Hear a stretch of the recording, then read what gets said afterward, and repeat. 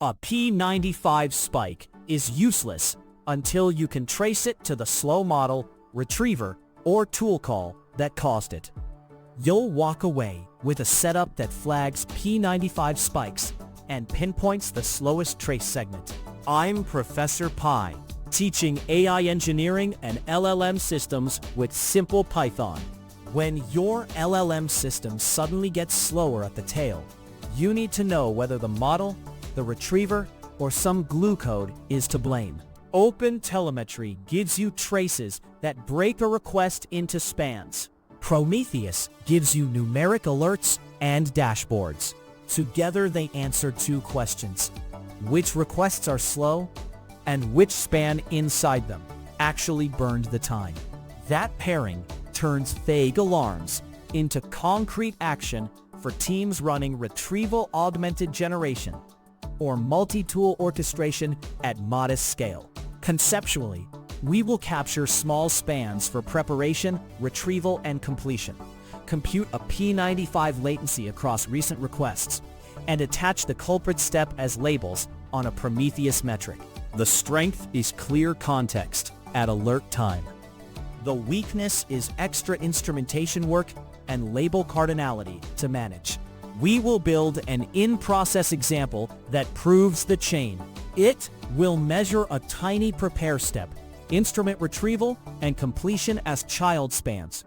Compute a P95 and pick the worst span, and then export that P95 with culprit labels to Prometheus, so your dashboards point to the right trace. Quick note: this code is designed to teach the core idea clearly. Library versions and local setups can vary, so check the official docs if your setup behaves differently. First, bootstrap a tracer and prove the pipeline measures a simple prepare span. This snippet initializes an OpenTelemetry tracer and times the prompt preparation span, so we have a baseline data point.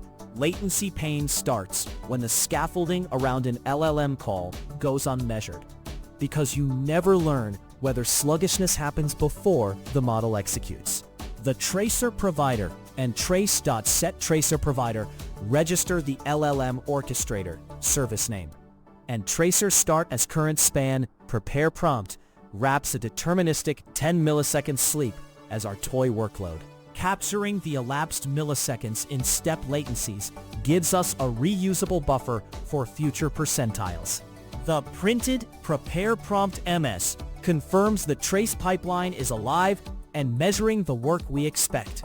Now we need to split the work inside a request so we can compare phases and find which one grows on the tail. This example nests child spans under one request, so you can isolate retrieval and completion phases. Teams feel blind when the aggregate trace shows hundreds of milliseconds, but never attributes which stage consumed it, so we explicitly loop each phase. Simple span processor, console span exporter, streams the spans for quick inspection, and step samples keeps the per-step timings aligned with the trace. Because the loop reuses tracer.start as current span name, every child inherits the parent context, and step latencies keeps the historical list growing. The final request span MS value reveals how much of the total run came from the instrumented steps, rather than upstream prep work. With per-step timings, the next missing piece is turning those samples into a P95 signal and choosing the worst step to chase. This snippet turns the span timings into a 95th percentile signal and names the step to chase. Without this translation, you only know the tail is high, not whether retrieval or generation burned the budget. Step tokens, step provider MS, and step retrieval calls capture the metadata tied to each span, so later metrics can surface tokens, provider weight, and retriever fanout alongside latency. Sorting step latencies, computing the percentile index, and picking worst step give us a deterministic culprit that matches what the trace UI will highlight. The culprit attrs dictionary glues the latency value to its context and the printed P95 MS makes that linkage tangible. Finding the culprit locally is good.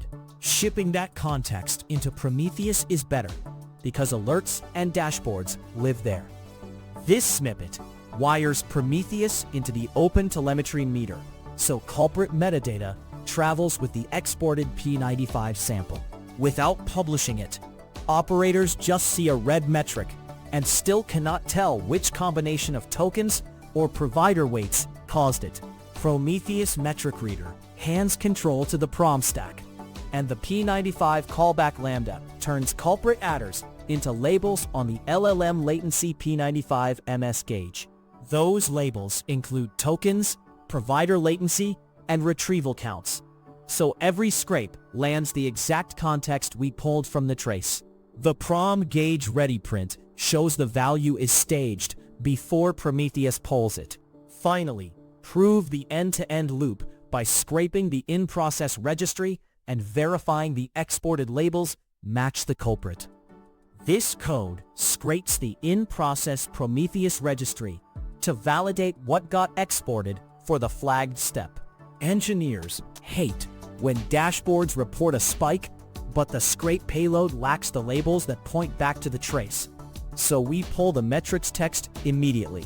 Text, string to metric families walks the payload to isolate the LLM latency P95 MS family and cache each sample by its LLM.step value.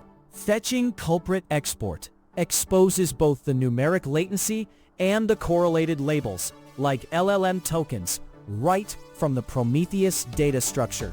The printed exported P95 MS proves the exported sample matches the culprit we identified earlier.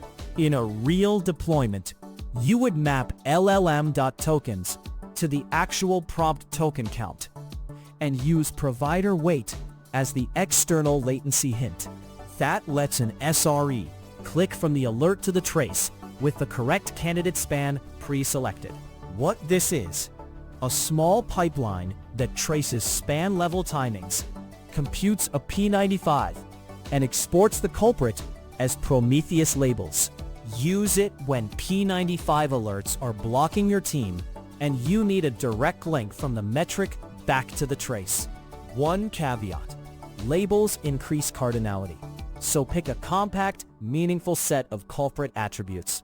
For the next step, tune the retriever fanout and provider timeout you use in your retrieval layer while watching the LLM_latency P95_MS label set. Adjusting that fanout will often drop P95 substantially for document-heavy workloads. If short, practical AI engineering helps, subscribe and watch the AI engineering videos.